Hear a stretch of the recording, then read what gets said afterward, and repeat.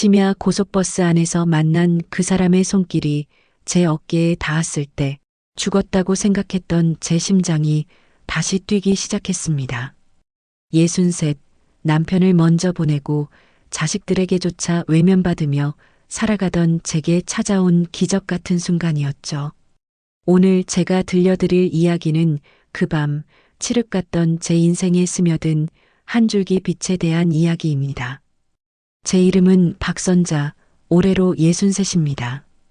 5년 전 평생을 공무원으로 살다 퇴직한 남편을 하늘로 먼저 보냈습니다.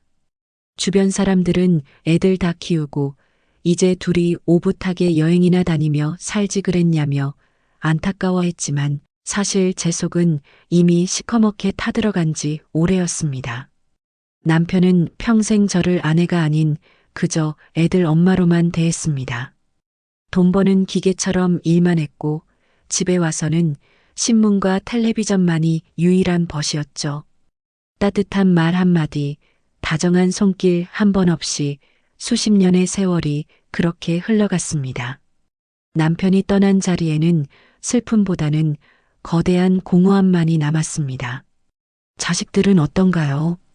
명절이나 제 생일은 까맣게 잊어도 김치와 밑반찬 가져갈 날은 귀신같이 기억합니다.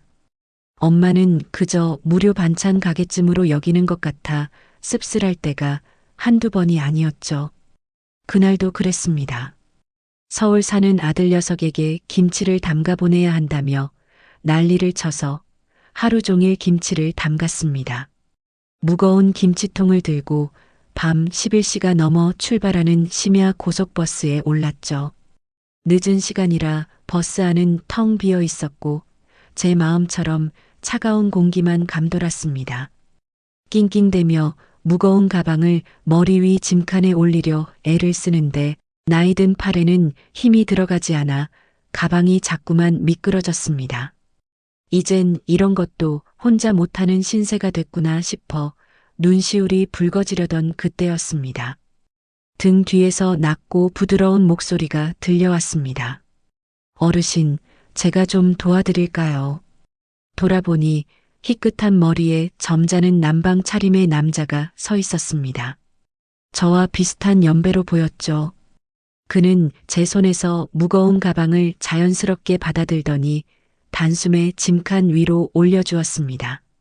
시청자 여러분, 혹시 오랜만에 받는 친절에 가슴이 뭉클해진 적 있으신가요? 그날 제가 그랬습니다. 고맙습니다라는 짧은 인사에도 목소리가 떨렸죠. 그런데 그가 제 바로 옆자리에 앉는 게 아니겠습니까? 텅 빈 버스 안에 자리가 많은데도 말이죠. 버스가 출발하고 어색한 침묵이 흐르던 중 그가 먼저 말을 걸어왔습니다. 이 늦은 시간에 어디 가시는 길이냐고. 아들 집에 김치를 가져다 주러 간다는 제 말에 그는 쓸쓸하게 웃으며 자신도 홀로 된 지 오래라고 했습니다. 우리는 마치 오래된 친구처럼 서로의 외로움을 한눈에 알아보았습니다. 이야기를 나누다 보니 그도 저와 비슷한 처지였습니다. 아내를 먼저 보내고 혼자 살아가는 중이었죠. 자식들은 각자 바쁘게 살고 명절에나 얼굴 한번 비추는 정도라고 했습니다. 그의 이야기를 들으며 저는 묘한 동질감을 느꼈습니다. 이 세상에 저와 같은 외로움을 품고 사는 사람이 또 있구나 하는. 버스 안에 불이 꺼지고 어둠이 내렸습니다. 졸음이 몰려왔지만 옆 사람의 존재가 너무나 또렷하게 느껴져 잠이 오지 않았습니다. 그도 마찬가지였는지 가만히 창밖을 바라보고 있었죠. 그러다 버스가 흔들리며 그의 어깨가 제 어깨에 닿았습니다. 순간적인 접촉이었지만 제 온몸에 전기가 흐르는 듯한 감각이었습니다. 그는 황급히 사과했지만 저는 괜찮다고, 정말 괜찮다고 대답했습니다. 사실은 그 따뜻한 온기가 그리웠던 것 같습니다. 얼마나 오랫동안 사람의 온기를 느껴보지 못했던가요? 남편은 살아생전에도 제 곁에서 멀리 떨어져 잤고 손 한 번 잡는 일도 드물었으니까요. 시간이 흐르면서 졸음이 밀려왔습니다. 꾸벅꾸벅 졸던 그의 고개가 제 어깨 쪽으로 기울었습니다. 저는 그를 밀어내지 못했습니다. 아니, 밀어내고 싶지 않았다는 게 맞겠죠.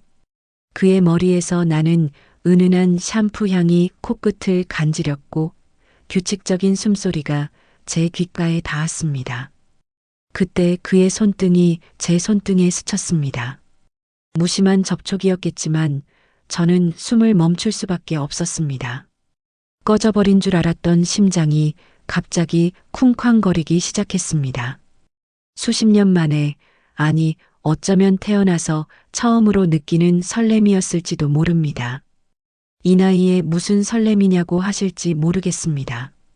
하지만 나이가 들어도, 주름이 늘어도, 머리가 희끗해져도 사람의 마음은 늙지 않는다는 것을 그날 밤 깨달았습니다. 오히려 메마른 가슴이기에 작은 온기에도 더 간절하게 반응하는 것인지도 모르죠. 버스가 첫 번째 휴게소에 도착했을 때 저는 도망치듯 화장실로 향했습니다. 거울에 비친 제 얼굴은 붉은 홍조로 물들어 있었습니다. 젊은 시절에도 본 적 없던 수줍은 얼굴이었죠. 주책이야, 박선자, 나이가 몇인데. 찬물로 연신 세수를 하며 마음을 다잡으려 했지만 쿵쾅거리는 심장은 진정될 기미가 보이지 않았습니다. 이 이야기가 어떻게 전개될지 궁금하신가요? 제가 끝까지 들려드릴 테니 조금만 기다려주세요.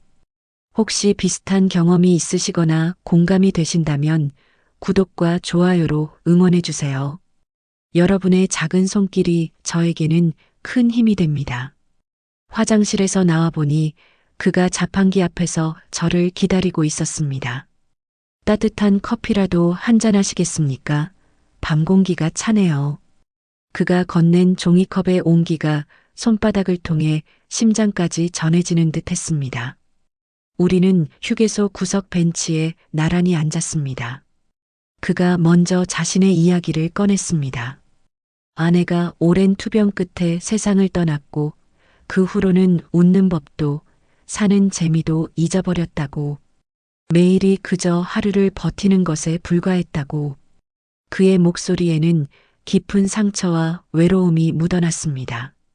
저도 처음으로 속마음을 털어놓았습니다. 무뚝뚝하고 권위적이던 남편의 그늘 아래서 여자로서의 삶을 잃어버린 채 살아온 수십 년의 세월을, 사랑받고 싶었지만 한 번도 사랑받아 본 적 없는 제 인생을, 누구에게도 말하지 못했던 응어리진 속이야기를 하는데 주책 없이 눈물이 흘렀습니다. 그때 그가 조용히 제 어깨를 감싸주었습니다. 얼마나 힘드셨습니까? 그 마음 제가 다 압니다. 투박하지만 따뜻한 그의 손길에 수십 년 묵은 체증이 전부 녹아내리는 기분이었습니다. 화려한 위로의 말보다 그저 내 아픔을 알아주는 사람이 있다는 것만으로도 구원을 받는 느낌이었죠. 버스로 돌아갈 시간이 되었을 때 그가 제 손을 살짝 잡으며 말했습니다. 선생님 같은 분을 만나게 되어 참 다행입니다. 그 순간 우리는 더 이상 버스 옆자리에 우연히 앉은 타인이 아니었습니다. 서로의 가장 깊은 상처를 알아보고 보듬어준 세상에 단 하나뿐인 동지였습니다. 다시 버스에 오르자 이전의 어색함은 온데간데 없었습니다. 오히려 애틋한 기운이 우리를 감쌌죠. 버스가 출발하고 다시 조명이 꺼졌을 때 그가 제 어깨 위로 자신의 외투를 덮어주었습니다. 에어컨 바람이 차갑다면서요.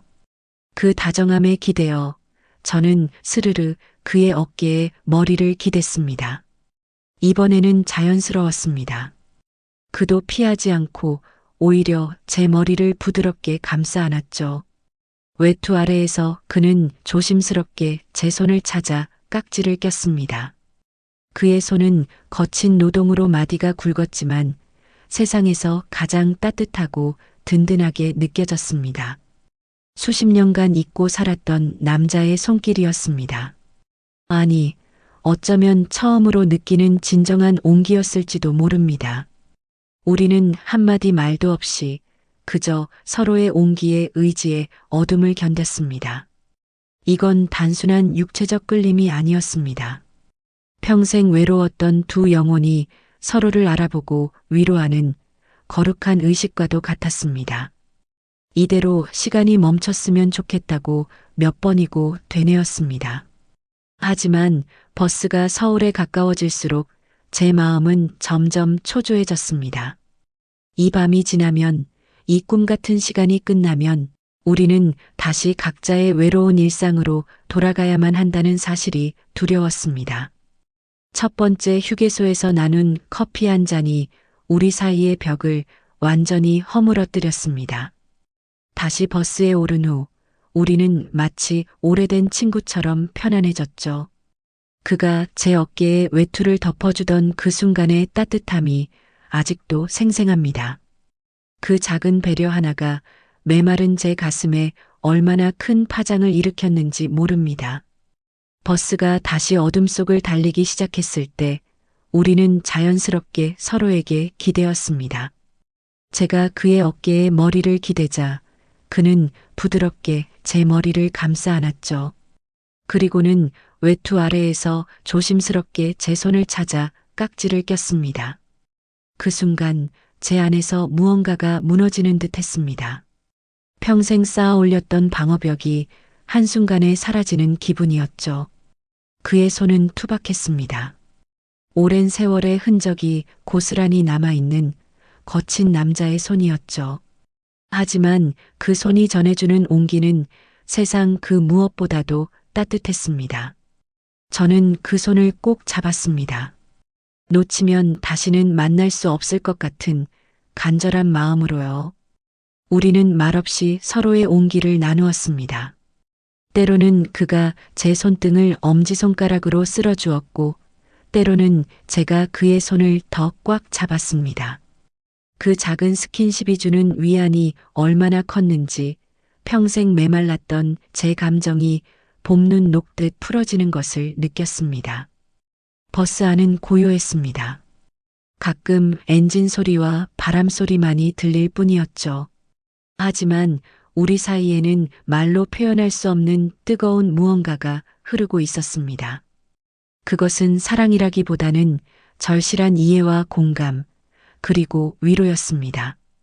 두 번째 휴게소에 도착했을 때 우리는 함께 버스에서 내렸습니다. 이번에는 제가 먼저 그의 팔을 가볍게 잡았죠. 그가 놀란 듯 저를 바라봤지만 이내 부드러운 미소를 지으며 제 손을 자신의 팔꿈치에 고정시켰습니다. 우리는 마치 오래된 부부처럼 나란히 걸었습니다. 휴게소의 불빛 아래서 본 그의 얼굴은 생각보다 더 깊은 주름이 있었습니다.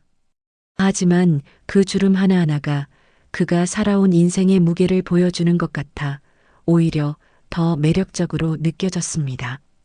그도 저를 찬찬히 바라보았죠. 제 얼굴에 새겨진 세월의 흔적을 읽는 듯한 눈빛이었습니다. 우리는 휴게소 매점에서 간단한 것들을 샀습니다. 그가 제가 좋아할 만한 과자를 골라주었고 저는 그를 위해 따뜻한 차를 골랐죠. 계산할 때 그가 먼저 지갑을 꺼내려 했지만 저도 제 것을 꺼냈습니다. 우리는 서로를 보며 웃었고 결국 각자 자기 것을 계산하기로 했습니다. 그 작은 에피소드가 왜 그렇게 행복했는지 모르겠습니다. 다시 버스에 올라 자리에 앉았을 때 그가 조용히 말했습니다. 오늘 밤이 꿈만 같다고, 이런 기분은 정말 오랜만이라고. 저도 같은 마음이었습니다. 마치 시간이 거꾸로 흐른 것처럼 우리는 20대의 설렘을 느끼고 있었으니까요. 버스가 다시 출발하고 우리는 더 가까이 붙어 앉았습니다. 그의 체온이 제게 전해지고 제 체온이 그에게 전해지는 것을 느꼈습니다. 이런 따뜻함을 언제 느껴봤던가 싶었습니다. 결혼 생활 내내 남편과는 각방을 썼고 손 한 번 잡는 것도 드물었으니까요. 그가 제 귓가에 속삭였습니다. 이름이 무엇이냐고. 박선자라고 대답하자 그는 아름다운 이름이라고 했습니다. 그리고 자신의 이름은 이진우라고 했죠. 우리는 서로의 이름을 몇 번이고 불러보았습니다. 선자 씨, 진우 씨. 그 호칭이 주는 친밀감이 너무 좋았습니다. 시간이 흐를수록 버스가 서울에 가까워지는 것이 느껴졌습니다. 창밖으로 보이는 풍경이 점점 도시의 모습으로 바뀌고 있었죠. 제 마음은 점점 초조해졌습니다. 이대로 헤어지면 다시는 만날 수 없을 것 같은 불안감이 엄습했습니다.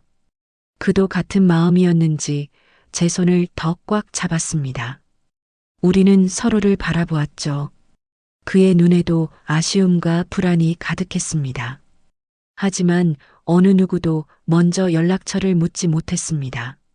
이 나이에 그런 것을 묻는다는 게 어색하고 부끄러웠던 것 같습니다. 버스가 서울 터미널에 도착했을 때 우리는 천천히 일어났습니다. 그가 다시 한번 제 짐을 내려주었죠. 무거운 김치통을 들고 버스에서 내리는 제 뒤를 그가 따라왔습니다. 터미널의 밝은 불빛 아래서 우리는 마주 섰습니다. 그의 얼굴을 제대로 본 것은 그때가 처음이었습니다. 은발이 멋스럽게 빛나고 깊은 눈가주름이 오히려 신뢰감을 주는 얼굴이었죠. 그도 저를 찬찬히 바라보았습니다. 우리는 무슨 말을 해야 할지 몰라 한참을 그렇게 서 있었습니다. 그때 그가 주머니에서 무언가를 꺼냈습니다. 작은 쪽지였죠. 거기에 무언가를 적더니 제 손에 꼭 쥐어주었습니다. 그리고는 이대로 헤어지면 평생 후회할 것 같다고 꼭 연락 달라고 말했습니다. 그의 눈빛은 간절했습니다. 저는 대답도 하기 전에 그가 인파 속으로 사라지는 것을 보았습니다. 손안에 남은 쪽지를 펼쳐보니 이진우라는 이름과 전화번호가 적혀 있었습니다. 글씨체는 반듯했지만 약간 떨린 흔적이 있었죠. 그도 긴장했구나 싶어 가슴이 따뜻해졌습니다. 아들 집으로 가는 택시 안에서 저는 계속 그 쪽지를 만지작거렸습니다. 종이의 감촉이 너무나 생생했고 그의 체온이 아직 남아있는 것 같았습니다. 전화를 해야 할까, 하지 말아야 할까? 수십 번을 고민했습니다. 아들 집에 도착해서 김치통을 내려놓자마자 아들은 고맙다는 인사도 없이 냉장고에 넣기 바쁘더군요. 며느리는 피곤하다며 방으로 들어가 버렸고 손주들도 할머니가 왔는지 관심조차 없었습니다. 저는 빈손으로 다시 집으로 돌아왔습니다. 집에 돌아와 혼자 앉아 있으니 더욱 그 사람이 생각났습니다. 따뜻했던 그의 손, 부드러웠던 그의 목소리, 제 아픔을 알아봐 주던 그의 눈빛, 모든 것이 꿈처럼 아득하면서도 생생했습니다. 그날 밤 저는 잠을 이룰 수 없었습니다. 천장을 바라보며 그와의 짧은 만남을 수십 번 되새김질했죠. 왜 그렇게 가슴이 뛰었을까? 왜 그의 손길에 그토록 설렜을까? 나이 60이 넘어서 느끼는 이 감정을 뭐라고 불러야 할까? 며칠이 지났습니다. 쪽지를 들었다 놨다, 전화기를 들었다 놨다를 수백 번은 반복한 것 같습니다. 이 나이에 무슨 연애냐 하는 이성과 이 사람을 놓치면 평생 후회할 거라는 가슴이 미친 듯이 싸웠습니다. 결국 일주일째 되던 날 저는 용기를 냈습니다. 떨리는 손으로 전화번호를 눌렀죠. 신호음이 갈 때마다 심장이 터질 것 같았습니다. 그러다 그의 목소리가 들려왔습니다. 여보세요. 그 한마디에 제 눈에는 눈물이 고였습니다. 제가 선자라고 하자 그는 크게 기뻐했습니다. 기다렸다고, 정말 전화해 주실 줄 알았다고. 그의 목소리에는 진심이 가득했습니다. 우리는 한참을 말없이 있다가 동시에 웃음을 터뜨렸습니다. 이 나이에 이게 뭐 하는 짓이냐고요. 그는 다시 만나고 싶다고 했습니다. 언제 어디서든 좋으니 꼭 만났으면 좋겠다고. 저도 같은 마음이었습니다. 우리는 며칠 후 서울의 한 고궁에서 만나기로 약속했습니다. 전화를 끊고 나서도 한참을 멍하니 앉아 있었습니다. 정말로 다시 만나기로 한 것이 실감이 나지 않았죠. 약속 날이 다가올수록 저는 소녀처럼 들떴습니다. 옷장을 뒤져 가장 좋은 옷을 골랐고 미용실에 가서 머리도 다듬었습니다. 거울을 보며 연신 입술연지도 발랐다 지웠다를 반복했죠. 이런 설렘이 얼마만인지 모르겠습니다. 드디어 약속 당일 저는 1시간이나 일찍 나가서 약속 장소 근처를 서성였습니다. 혹시 낮에 본 모습이 실망스러우면 어쩌나, 버스에서의 그 느낌이 착각이었으면 어쩌나, 온갖 걱정이 밀려왔습니다. 약속 장소인 고궁 앞에 서서 그를 기다리는 동안 제 심장은 20대 소녀처럼 두근거렸습니다. 혹시 밤에 본 모습과 다르면 어떡하나, 그저 그날 밤의 분위기에 취했던 건 아닐까, 온갖 불안한 생각들이 머릿속을 맴돌았죠. 하지만 저 멀리서 저를 알아보고 환하게 웃으며 걸어오는 그의 모습을 본 순간 모든 걱정은 눈 녹듯 사라졌습니다. 환한 대낮에 본 그는 버스 안에서보다 훨씬 더 멋지고 든든해 보였습니다. 깔끔하게 다듬은 은발, 단정한 재킷 차림, 그리고 저를 향한 따뜻한 미소, 그 모든 것이 제 가슴을 다시 한번 뛰게 만들었죠. 그도 저를 찬찬히 바라보았습니다. 그의 눈빛에는 안도와 기쁨이 가득했습니다. 우리는 어색하게 인사를 나누었습니다. 잘 지내셨냐는 평범한 안부였지만 그 속에는 일주일 동안의 그리움이 담겨 있었죠. 그가 제안했습니다. 날씨가 좋으니 궁궐을 한 바퀴 돌아보자고. 저는 기쁘게 동의했습니다. 고궁의 돌담길을 나란히 걸으며 우리는 많은 이야기를 나누었습니다. 그는 은퇴한 중학교 교사였다고 했습니다. 아이들을 가르치는 일을 무척 사랑했지만 아내가 아프기 시작하면서 조기 은퇴를 했다고요. 아내를 5년간 간병하다 3년 전에 떠나보냈다는 그의 이야기에 제 마음이 아렸습니다. 저도 제 이야기를 더 자세히 들려주었습니다. 결혼 생활 내내 남편은 저를 한 번도 여자로 대해준 적이 없었다고, 그저 밥하고 빨래하는 가정부 정도로만 여겼다고, 자식들도 마찬가지였다고. 제 이야기를 듣는 그의 표정이 점점 어두워졌습니다. 그는 조용히 제 손을 잡아주었죠. 우리는 궁궐 뒤편의 조용한 정자에 앉았습니다. 오후의 따스한 햇살이 우리를 감쌌죠. 그가 말했습니다. 자신도 살면서 많이 외로웠다고, 특히 아내가 떠난 후에는 매일이 무의미하게 느껴졌다고. 하지만 저를 만난 그날 밤 처음으로 살아있다는 느낌을 받았다고요. 저도 같은 마음이었습니다. 죽은 듯이 살아가던 제게 그는 한 줄기 빛과 같은 존재였으니까요. 우리는 서로를 바라보며 미소 지었습니다. 말하지 않아도 서로의 마음을 알 수 있었죠. 시간은 빠르게 흘렀습니다. 어느새 해가 기울고 있었죠. 우리는 궁궐을 나와 근처의 전통찻집으로 자리를 옮겼습니다. 따뜻한 차를 마시며 계속 이야기를 나누었습니다. 학창시절 이야기, 첫사랑 이야기, 자식들 이야기, 그리고 앞으로의 삶에 대한 이야기까지. 그가 조심스럽게 물었습니다. 앞으로도 계속 만날 수 있겠냐고. 자신에게 이런 시간들이 너무나 소중하다고. 저는 망설임 없이 그러고 싶다고 대답했습니다. 이 나이에 새로운 인연을 만났다는 것이 기적 같다고, 이 인연을 소중히 여기고 싶다고요. 날이 어두워지자 그는 저를 집까지 바래다 주겠다고 했습니다. 우리는 지하철을 타고 제가 사는 동네까지 왔죠. 역에서 집까지 걸어가는 동안 그는 제 팔을 살짝 잡아주었습니다. 그 작은 배려가 얼마나 따뜻했는지 모릅니다. 집 앞에 도착했을 때 우리는 한참을 서 있었습니다. 헤어지기 아쉬운 마음이 서로에게 가득했죠. 그가 먼저 입을 열었습니다. 오늘 정말 행복했다고, 다음 주에 또 만났으면 좋겠다고. 저도 같은 마음이라고 대답했습니다. 그는 제 손을 잡고 한참을 바라보다가 조심스럽게 제 손등에 입을 맞추었습니다.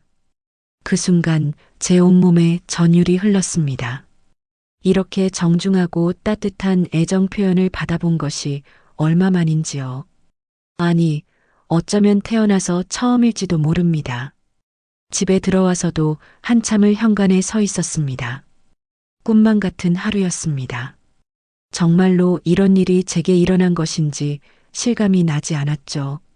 손등에 남은 그의 입술의 감촉이 아직도 따뜻했습니다.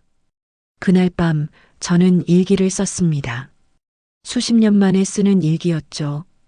오늘 있었던 일들을 하나하나 적으며 다시 한번 그 행복을 되새김질했습니다. 글을 쓰면서 깨달았습니다. 저는 지금 사랑에 빠진 것이 아니라 삶에 빠진 것이라는 것을요. 다음 만남을 기다리는 일주일은 너무나 길게 느껴졌습니다. 매일 그와 통화를 했지만 그것만으로는 부족했죠. 그의 목소리를 듣는 것도 좋았지만 그의 손을 잡고 그의 미소를 보고 그의 온기를 느끼고 싶었습니다. 두 번째 만남은 남산이었습니다. 케이블카를 타고 정상에 올라가 서울을 내려다보았죠. 그는 제 옆에서 도시의 역사와 변화에 대해 차분히 설명해 주었습니다. 교사였던 그의 설명은 재미있고 유익했죠. 하지만 저는 그의 말보다 그의 목소리와 옆모습에 더 집중하고 있었습니다. 남산타워 근처 벤치에 앉아 쉬던 중 그가 제게 작은 선물을 꺼내 주었습니다. 예쁜 손수건이었죠. 특별한 것은 아니었지만 제 이니셜이 수놓아져 있었습니다. 언제 준비한 것인지 그 정성에 눈물이 날 뻔했습니다. 저도 그를 위해 준비한 것이 있었습니다. 직접 구운 쿠키였죠. 서툴러서 모양은 엉망이었지만 정성껏 만든 것이었습니다. 그는 쿠키를 받아들고는 한참을 말없이 바라보았습니다. 그의 눈가가 촉촉해지는 것을 보았죠. 우리는 그날 저녁까지 함께했습니다. 남산 아래 작은 식당에서 소박한 저녁을 먹고 다시 산책을 했죠. 손을 잡고 걷는 우리의 모습이 젊은 연인들과 다를 게 없다고 생각했습니다. 나이는 숫자에 불과하다는 말이 실감났습니다. 세 번째 만남은 그가 사는 동네였습니다. 그는 자신이 자주 가는 곳들을 소개해 주었죠. 단골 책방, 좋아하는 카페, 매일 아침 운동하는 공원. 그의 일상을 엿보는 것이 왜 그렇게 행복했는지 모르겠습니다. 그의 집 근처 공원을 걷다가 그가 제게 진지하게 말했습니다. 자신에게 남은 시간이 얼마나 될지 모르지만 그 시간을 저와 함께 보내고 싶다고. 부담스럽다면 그저 좋은 친구로만 지내도 좋다고. 하지만 이 인연을 놓치고 싶지 않다고요. 저는 그의 손을 꼭 잡았습니다. 저도 같은 마음이라고, 우리에게 주어진 시간이 얼마든 함께하고 싶다고 말했죠. 우리는 벤치에 앉아 한참을 그렇게 손을 잡고 있었습니다. 말은 필요 없었습니다. 서로의 온기가 모든 것을 말해주었으니까요. 그렇게 우리의 만남은 계속되었습니다. 일주일에 한두 번, 때로는 더 자주 만났죠. 미술관을 가기도 하고, 공연을 보기도 하고, 때로는 그저 공원을 걷기도 했습니다. 특별한 것을 하지 않아도 함께 있다는 것만으로 충분했습니다. 어느 날 우리는 한강변을 걷고 있었습니다. 석양이 강물을 황금빛으로 물들이고 있었죠. 그가 갑자기 멈춰서서 저를 바라보았습니다. 그리고는 제 얼굴을 두 손으로 감싸며 말했습니다. 선자 씨를 만난 것이 제 인생 최고의 선물이라고. 그 순간 저는 깨달았습니다. 이것이 바로 제가 평생 갈망했던 것이라는 것을. 누군가에게 소중한 존재가 되는 것, 누군가의 눈빛에서 사랑을 읽는 것, 누군가의 손길에서 위안을 받는 것. 그 모든 것을 이제야 얻게 되었다는 것을요. 우리의 관계를 뭐라고 정의해야 할까요? 연인? 친구? 동반자? 어떤 이름을 붙여도 부족한 것 같습니다. 우리는 그저 서로에게 꼭 필요한 사람이었습니다. 외로운 영혼을 위로해주는 사람, 메마른 가슴에 온기를 불어넣어주는 사람. 자식들에게 우리의 관계를 알릴까도 고민했지만 그럴 필요를 느끼지 못했습니다. 이것은 그들의 허락을 받아야 하는 일이 아니었으니까요. 우리의 삶은 우리의 것이고 우리의 행복도 우리가 만들어가는 것이니까요. 그렇게 몇 달이 흘렀습니다. 우리는 일주일에 두세 번씩 만나며 소중한 시간을 보냈죠. 특별한 약속을 하지 않아도 자연스럽게 만나게 되었고, 만나지 못하는 날에는 전화로 서로의 안부를 물었습니다. 이런 일상이 제게는 기적과도 같았습니다. 누군가 저를 기다리고 제 목소리를 듣고 싶어 한다는 사실이 매일 아침 눈을 뜨는 이유가 되었으니까요. 어느 가을날 우리는 경복궁 후원을 거닐고 있었습니다. 단풍이 곱게 물든 나무 아래를 걸으며 그는 제게 자신의 과거를 더 자세히 들려주었습니다. 젊은 시절 아내와의 만남, 첫 아이를 가졌을 때의 기쁨, 교직 생활의 보람과 어려움들. 그의 이야기를 들으며 저는 그가 얼마나 성실하고 따뜻한 사람인지 다시 한번 느낄 수 있었습니다. 저도 제 이야기를 더 솔직하게 털어놓았습니다.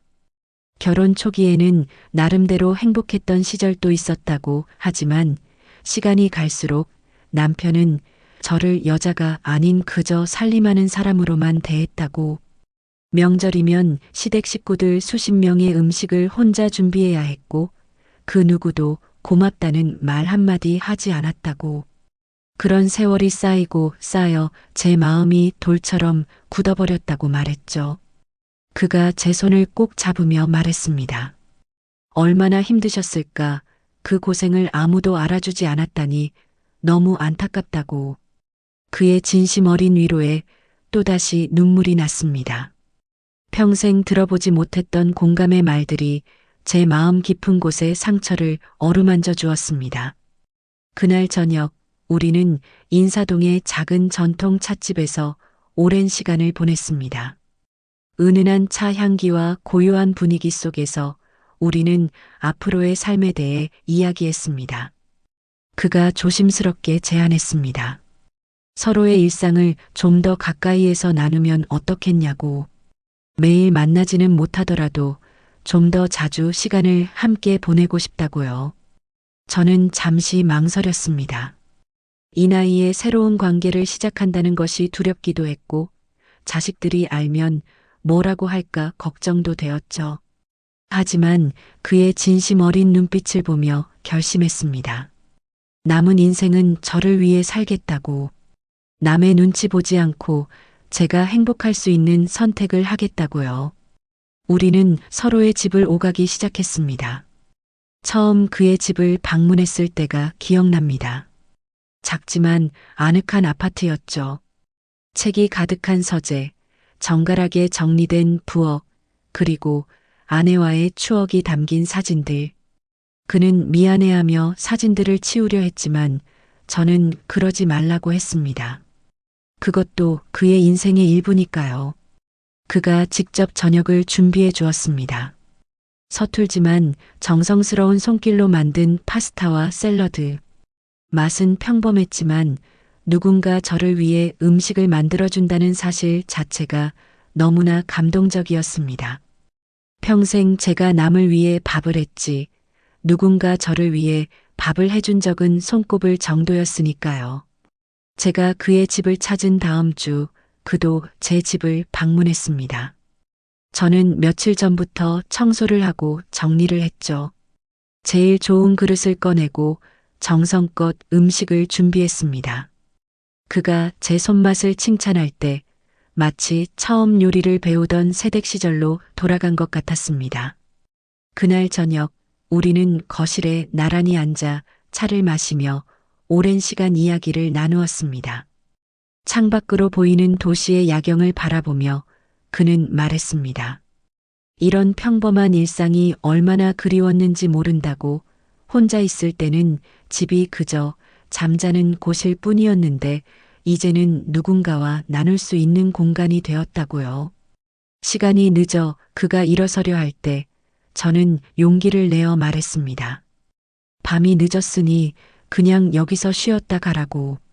물론 다른 방을 쓰겠지만 굳이 이 시간에 돌아갈 필요는 없지 않냐고. 그는 놀란 표정을 지었지만 이내 고마운 마음으로 제 제안을 받아들였습니다. 그날 밤 각자의 방에 누워 있었지만 서로의 존재를 느낄 수 있었습니다. 복도 저편에서 들려오는 작은 기침 소리, 화장실 가는 발자국 소리까지도 정겹게 느껴졌죠. 혼자가 아니라는 것, 같은 공간에 누군가 있다는 것이 주는 안정감이 이토록 클 줄은 몰랐습니다. 다음 날 아침, 우리는 함께 아침을 먹었습니다. 토스트와 커피라는 간단한 식사였지만 마주보며 먹는 아침이 특별하게 느껴졌습니다. 그가 제게 잘 잤냐고 물었고 저는 오랜만에 편안하게 잤다고 대답했죠. 그것은 진심이었습니다. 그 이후로 우리는 가끔 서로의 집에서 하룻밤을 보내곤 했습니다. 물론 각자의 방을 썼지만 그것만으로도 충분했습니다.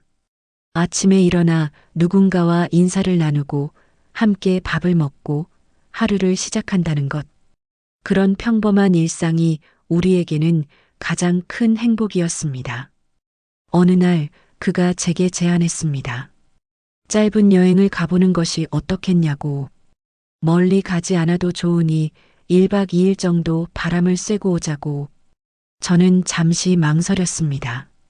이 나이에 남녀가 여행을 간다는 것이 남들 눈에 어떻게 보일까 싶었죠. 하지만 이내 고개를 끄덕였습니다. 남의 시선보다 우리의 행복이 더 중요하니까요. 우리가 선택한 곳은 강원도의 작은 펜션이었습니다. 조용하고 한적한 곳에서 그저 쉬고 싶었죠. 펜션에 도착해서 우리는 각자의 방을 잡았습니다. 그것이 우리가 지키고자 하는 선이었으니까요. 서로를 존중하면서도 가까이 있고 싶은 마음, 그 균형을 지키는 것이 중요했습니다. 저녁에는 근처 재래시장에서 장을 봐와 함께 요리를 했습니다. 그가 재료를 다듬고 제가 요리를 하는 모습이 마치 오래된 부부 같았죠. 우리는 준비한 음식을 펜션 테라스에서 먹으며 별을 바라보았습니다. 도시에서는 볼 수 없었던 수많은 별들이 하늘을 가득 메우고 있었습니다. 그가 말했습니다. 별을 보니 돌아가신 아내가 생각난다고. 하지만 이제는 슬프지만은 않다고. 새로운 인연을 만나 행복한 모습을 하늘에서 보고 있다면 아내도 기뻐할 거라고. 저도 같은 생각이었습니다. 먼저 간 남편도 제가 이렇게 누군가와 행복한 시간을 보내는 것을 이해해 줄 거라고요. 그날 밤 우리는 펜션 거실에서 오랜 시간 이야기를 나누었습니다. 젊은 시절의 꿈, 이루지 못한 소망들, 그리고 남은 인생에서 하고 싶은 일들. 우리는 서로의 버킷리스트를 만들어 보기도 했죠.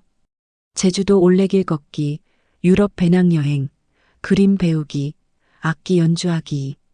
나이가 들어서도 할 수 있는 일들이 이렇게 많다는 것이 놀라웠습니다. 새벽녘 잠이 오지 않아 테라스에 나갔더니 그도 거기 있었습니다. 우리는 말없이 나란히 앉아 동이 트는 것을 지켜보았죠. 산 너머로 붉은 해가 떠오르는 모습이 장관이었습니다. 그가 제 어깨를 감싸 안았고 저는 그의 품에 기댔습니다. 그 순간만큼은 우리가 이 세상에서 가장 행복한 사람들이라고 느꼈습니다. 여행에서 돌아온 후 우리의 관계는 더욱 깊어졌습니다. 이제는 서로의 일상에서 빼놓을 수 없는 존재가 되었죠.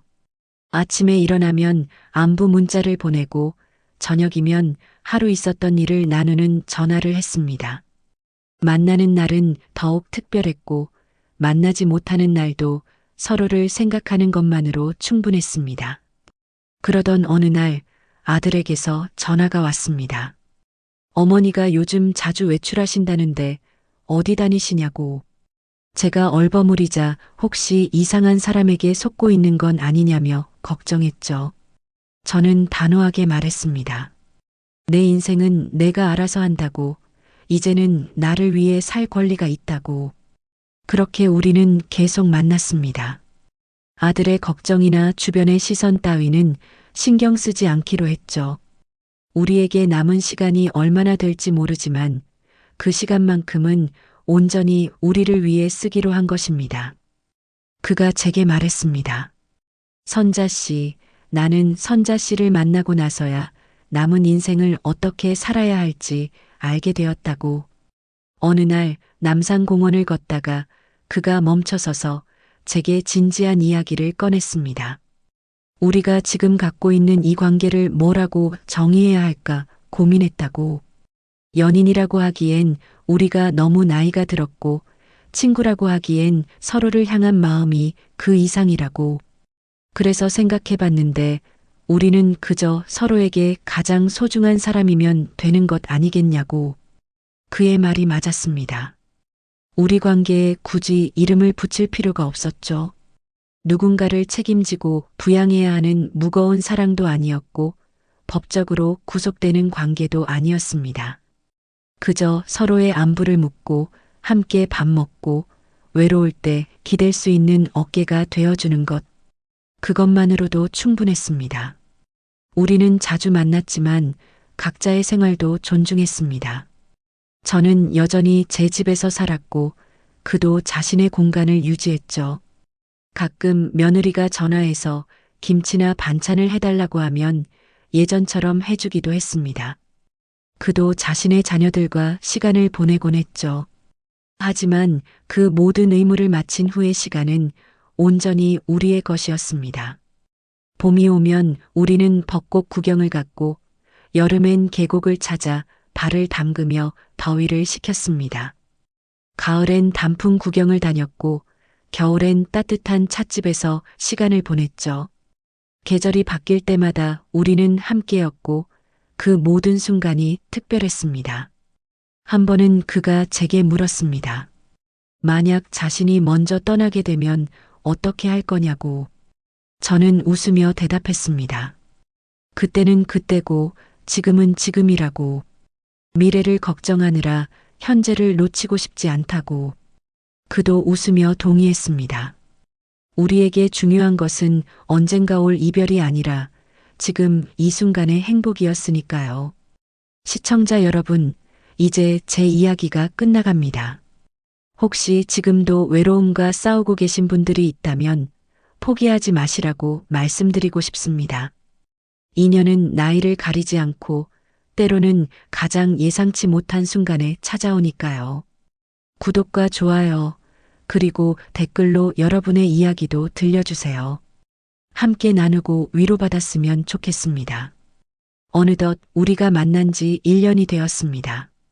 그 심야버스에서의 우연한 만남이 이렇게 긴 인연이 될 줄은 꿈에도 몰랐죠. 우리는 작은 기념일을 만들었습니다. 처음 만난 날, 처음 손을 잡은 날, 처음 여행을 간 날. 젊은이들처럼 거창하게 기념하지는 않았지만 그날들을 기억하고 축하하는 것만으로도 행복했습니다. 그가 제게 준 가장 큰 선물은 다시 살아갈 용기였습니다. 남편이 떠나고 자식들마저 무관심할 때 저는 그저 하루하루를 버티는 것에 급급했습니다. 하지만 그를 만난 후 저는 다시 꿈을 꾸기 시작했습니다. 가보고 싶은 곳, 해보고 싶은 일들이 생겼죠. 60이 넘어서도 새로운 것을 시작할 수 있다는 용기를 얻었습니다. 저도 그에게 무언가를 주었다고 생각합니다. 그는 제게 자신이 다시 웃을 수 있게 되었다고, 아침에 눈을 뜨는 것이 기다려진다고 말했습니다. 서로가 서로에게 삶의 이유가 되어준 것이죠. 그것이 사랑이든 우정이든 동반자 관계든 상관없었습니다. 중요한 것은 우리가 서로를 필요로 한다는 것이었으니까요. 어느 날 우리는 청계천을 걸으며 미래에 대해 이야기했습니다. 만약 둘 중 하나가 아프게 되면 어떻게 할 것인가? 자녀들에게 우리 관계를 알려야 하는가? 더 나이가 들면 어떻게 지낼 것인가? 현실적인 문제들이었지만 우리는 담담하게 의견을 나누었습니다. 결론은 간단했습니다. 그때그때 최선의 선택을 하자는 것이었죠. 미리 걱정하고 계획한다고 해서 미래가 우리 뜻대로 되는 것도 아니니까요. 다만 서로가 있는 한 어떤 어려움도 함께 헤쳐나갈 수 있을 거라는 믿음은 확고했습니다. 우리의 만남을 아는 몇몇 친구들은 우리를 부러워했습니다. 이 나이에 그런 인연을 만났다는 것이 행운이라고, 우리처럼 되고 싶다고 말했죠. 하지만 우리는 알고 있었습니다. 이것이 단순한 행운이 아니라 용기를 낸 결과라는 것을. 서로에게 다가갈 용기, 새로운 관계를 시작할 용기, 남의 시선을 신경 쓰지 않을 용기가 있었기에 가능한 일이었다는 것을요. 지금도 우리는 일주일에 2~3번씩 만납니다. 때로는 영화를 보러 가고, 때로는 맛있는 것을 먹으러 가고, 때로는 그저 동네 공원을 산책합니다. 특별할 것 없는 일상이지만 혼자가 아닌 둘이라는 사실이 모든 것을 특별하게 만듭니다. 며칠 전 그가 제게 편지를 썼습니다. 요즘 시대의 손편지라니 우스웠지만 그의 정성스러운 글씨로 쓰인 편지를 읽으며 저는 또 한 번 감동했습니다. 그는 편지에서 말했습니다. 선자 씨를 만난 것은 신이 준 마지막 선물 같다고, 남은 날들을 선자 씨와 함께할 수 있어서 감사하다고. 저도 답장을 썼습니다. 서툰 글씨로 때로는 지우고 다시 쓰면서 당신을 만나기 전 제 삶은 흑백 텔레비전 같았는데 이제는 컬러 텔레비전을 보는 것 같다고. 모든 것이 선명하고 아름답게 보인다고. 그것이 제 진심이었습니다. 우리는 약속했습니다. 서로가 떠날 때까지, 아니 떠난 후에도 후회 없는 시간을 만들자고. 매일 감사하며 살자고. 서로의 존재에 감사하고 함께할 수 있는 시간에 감사하자고. 그것이 우리가 할 수 있는 최선이라고 생각했습니다. 어제는 그와 함께 석양을 보러 갔습니다. 한강 다리 위에서 바라본 노을은 정말 아름다웠습니다. 그가 제 손을 잡고 말했습니다. 이 순간을 평생 기억하고 싶다고. 저도 같은 마음이었습니다. 비록 우리에게 평생이 얼마나 남았는지는 모르지만 이 순간만큼은 영원히 간직하고 싶었습니다. 지금 이 시간에도 저는 행복합니다. 내일 그를 만날 생각에 설레고 오늘 그와 나눈 전화 통화를 떠올리며 미소 짓습니다. 이것이 바로 살아있다는 것이겠죠. 누군가를 기다리고 누군가를 그리워하고 누군가와 함께할 내일을 꿈꾸는 것. 그것이 나이와 상관없이 우리를 살아있게 하는 힘이라고 생각합니다. 제 이야기를 들어주셔서 감사합니다. 우리 모두에게는 행복할 권리가 있습니다. 나이가 많다고, 혼자가 되었다고 그 권리가 사라지는 것은 아닙니다. 오히려 이제야말로 진정한 행복을 추구할 때인지도 모릅니다. 의무와 책임에서 벗어나 온전히 자신을 위해 살 수 있는 시간이니까요. 마지막으로 한 가지만 더 말씀드리고 싶습니다. 사랑의 늦은 나이는 없다는 것을요. 그것이 꼭 이성 간의 사랑이 아니어도 좋습니다. 친구든 이웃이든 새로운 인연을 만들고 마음을 나누는 것. 그것이 우리를 젊게 하고 살아있게 하는 비결이라고 생각합니다. 앞으로도 우리 채널에서는 따뜻하고 희망적인 이야기들을 계속 들려드릴 예정입니다. 구독과 알림 설정으로 함께해 주시고 좋아요로 응원해 주세요. 여러분의 관심이 저희에게는 큰 힘이 됩니다. 모두 건강하시고 행복한 하루 보내시기 바랍니다. 감사합니다.